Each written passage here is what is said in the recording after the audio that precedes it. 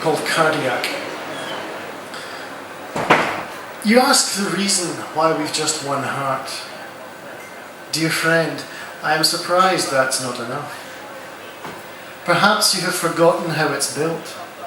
The doubling of each chamber, of each beat, which means that dialogue and argument, for all that can be said in detriment of this, are ever basic to our quick.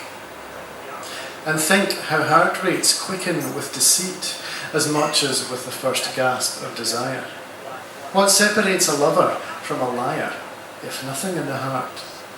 Even the pick of those we share our pulse with shares this jolt beneath the ribs, this double click of love.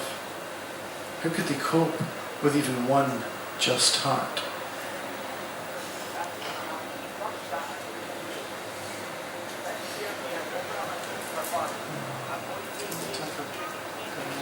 Yeah. I think everybody's in the mood with you here. We're resolved. This is a slightly odd piece called In Question to the Answers? Question mark. Or Question to the Answers? The only poem in the book to have a question mark in its title. Have you arrived at something yet? Or what and how not entirely clear? Is it, in fact, something? Does this unnerve you? What is the weather like at your destination? Whose understudy are you? Tonight, I will be mostly wearing what? Are you, in fact, entirely clear? What is the next line in this sequence? Is it something entire?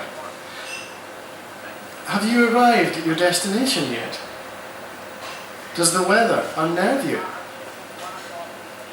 Whose understudy will be most wearing tonight?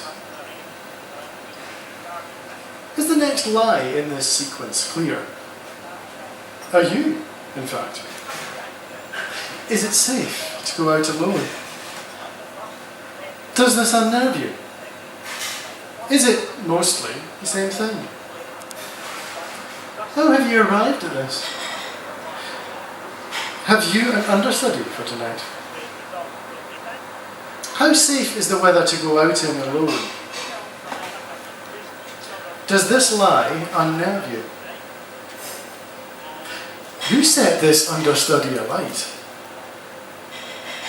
What is most likely to ensue in the silence?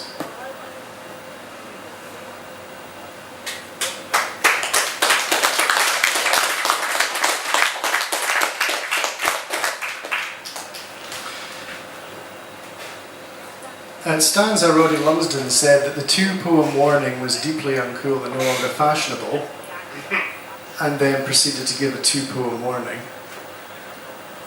which is precisely what I'm doing here. So there are two more poems to go. This one, there's a couple of poems of fake mathematics in this book. I was always really rubbish at maths, and perhaps this is some subconscious attempt to redeem myself. Though why I should feel the need to redeem myself in that way, I don't know. But a few years ago there was a book came out, I can't remember what it was called, whether it was about the number zero or about the history of mathematics in general, but whenever this book came out I remember hearing something on the radio about it, somebody talking about how crucial to the development of mathematics the discovery or invention of the number zero was. I don't know which you would call it, discovery or invention, depends how real you think a number is, or the number zero. So that's what sparked this poem off. It's called The Invention of Zero. What like was it, this abundant world, where nothing was not, no neat ring shackling us to absence, no way not to count or be counted, where everything filled without this empty nest of a number perched in the mind, everything swerved its wide white oblivion.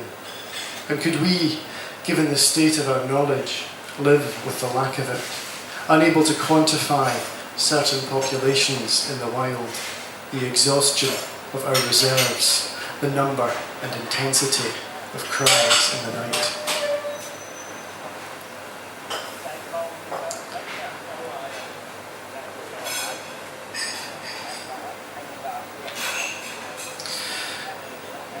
I'm going to finish with the title poem from the book,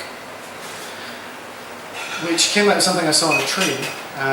In fact, the title poem, The Ambulance Box. Ambulance box is a phrase that I saw on a train, and I assume it's simply an alternative phrase for the first aid box. But I'd never seen it before, and it struck me as a very unusual, quite resonant phrase. But this isn't a poem about a first aid box. In this poem, the ambulance box becomes something altogether more mysterious and strange. The ambulance box. No one can swear how it fell into our hands. No one can fathom its substance or build. It mystifies all who think of themselves as whole. But those of us huddled round our various wounds are at home with the box and all it contains. Hear us, shoulder to shoulder in the dusk, celebrate life, sprained and splintered, broken, bandaged, set to heal. Thank you very much.